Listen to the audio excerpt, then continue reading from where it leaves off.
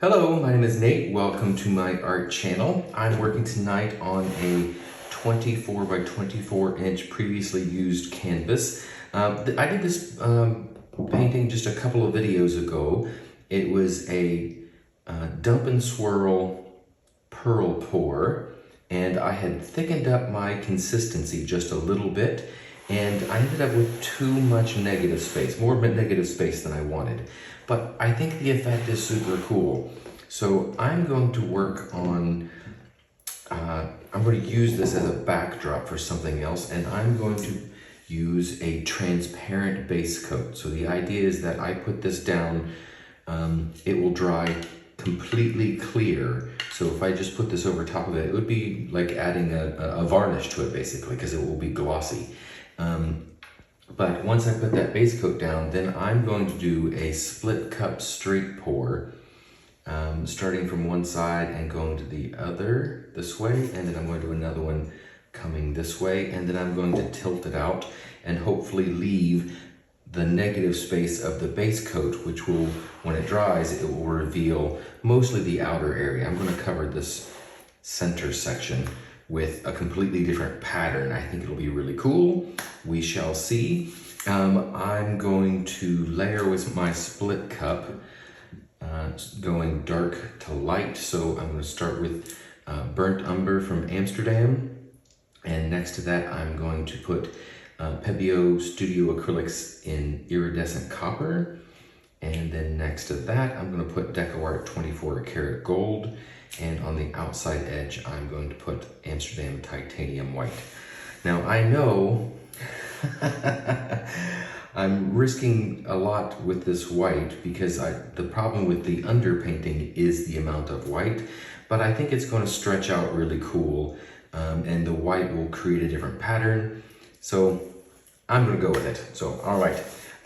First thing first, let's layer our split cup. So this is a 4-chambered split cup, and I think it's going to create a really cool pattern when I pour this from on high. This is a technique that I learned from watching both Fiona from Fiona Art and Mina from Mina Villegas Art. It's a medium consistency, so it does leave a mound on a mound. In fact, I'll use the gold to show you, but it comes off in a really thin, it melts in pretty quickly, but it maintains an even drizzle all the way down. So I think that's a nice medium consistency. And these colors are going to be beautiful together and hopefully will stretch out really well. And I'm interested to see with this transparent base coat, whether this opaque color and this transparent color have different reactions with the transparent base coat. This will be an interesting experiment. And since I didn't really like the end result on this painting, other than the effect it created, I'm not risking much by continuing to experiment on it. So, all right, first things first, we're gonna put down our base coat.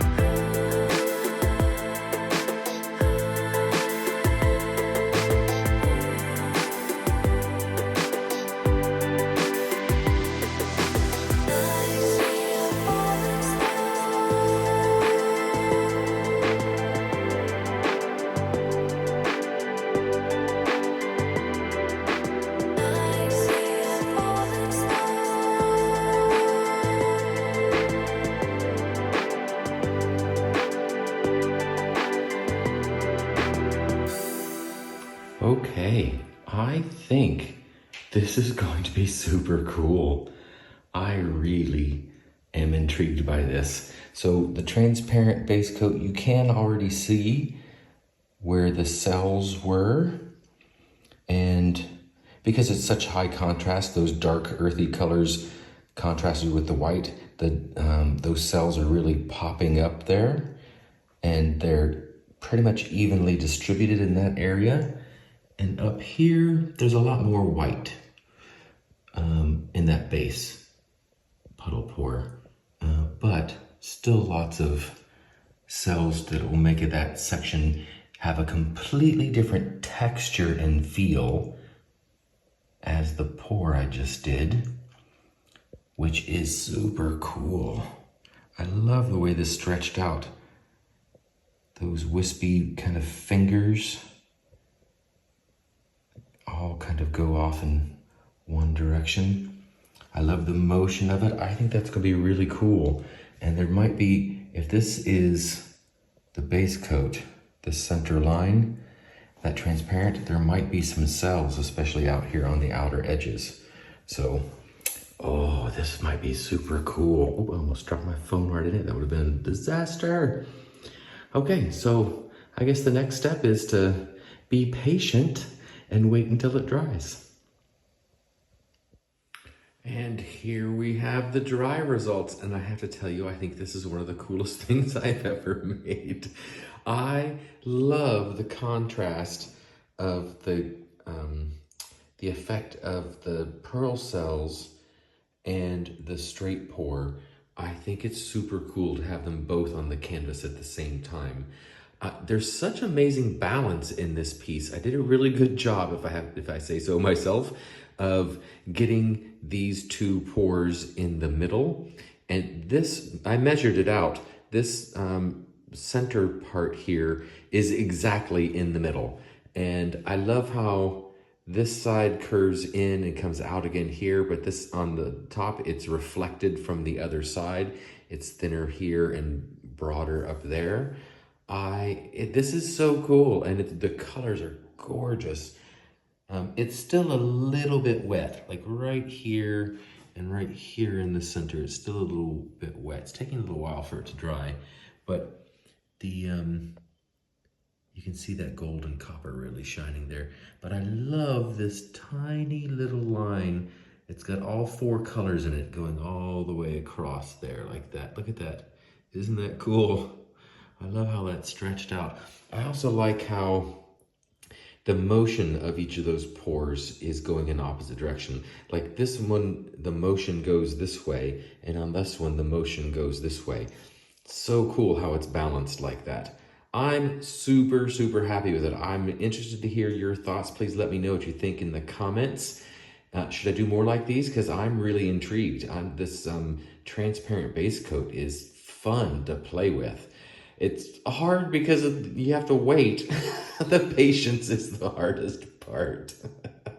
But you can see how glossy it dries too. Look at that. It's already protected because that transparent base coat that I put down has the gloss varnish already built into it. So I don't even need to varnish this or resin it. It's already protected. I think this is super cool. And yeah, thank you very much for watching. And don't forget to comment and subscribe and do all those YouTube-y things. And go mix up some paints and be fearless.